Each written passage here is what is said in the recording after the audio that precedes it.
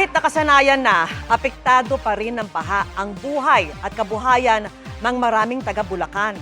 Kabilang sa Hagonoy kung saan abot binti na po ang baha. Ang latest doon, tinutukan live ni Dano Timpuk. Dano. Vicky, mahigit 1 linggo na nga ang baha sa bahaging ito ng Hagonoy, Bulacan at kung pagbabatayan ang ulan maghapon, tingin ng mga residente, matatagalan pa bago tuluyang humupa ang baha rito. Tubig mula sa dam at high tide ang kalaban ng Barangay San Agustin ng Hagonoy, Bulacan.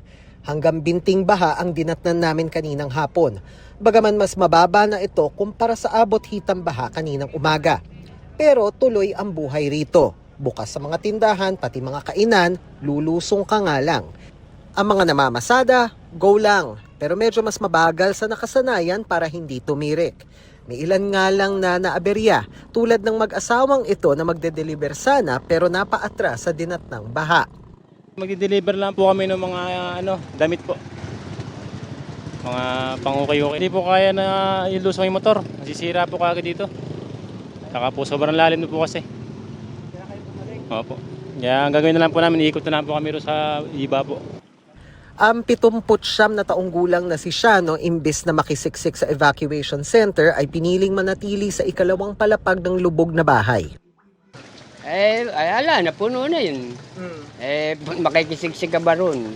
Siyempre, sila nauna. Gano'ng kataas dapat umabot yung tubig para lumipat ka ng square? Maganda na yun. Ito. Bahan ayos naman, hindi naman, kaya naubusan kami ng gasol.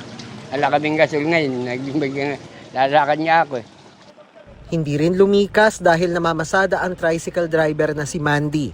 Giniginaw man, hindi niya iniinda ang araw-araw na paglusong basta may nauuwing kita gabi-gabi. Nasanay na po kami, namamasada po kami pagkaan. Wala pong kakain pagka hindi po naghanap po . Kahit ayaw umalis, pinakikiramdaman nila ang sitwasyon, lalo ang high tide at tubig mula sa dam. Ang Bustos Dam nagpakawala ng tubig kanina matapos lumagpas sa spilling level. Ang lagay po ng Bustos Dam natin, bumaba na po yung level ng ating minomonitor na Bustos Dam. Nasa elevation 16.36 meters na lang. Di tulad na po kahapon, umabot tayo ng elevation 17.15. Sa bayan ng Giginto hanggang hita ang baha sa ilang kalsada, kaya napipilitan ding lumusong ang ilan. Panawagan po namin, magkaroon kami ng mga gabot ba sa namin, sa mga salipunga, o kaya yung pangbaha. Habang sa bayan ng Malolos, lagpas gutter ang baha sa ilang kalsada.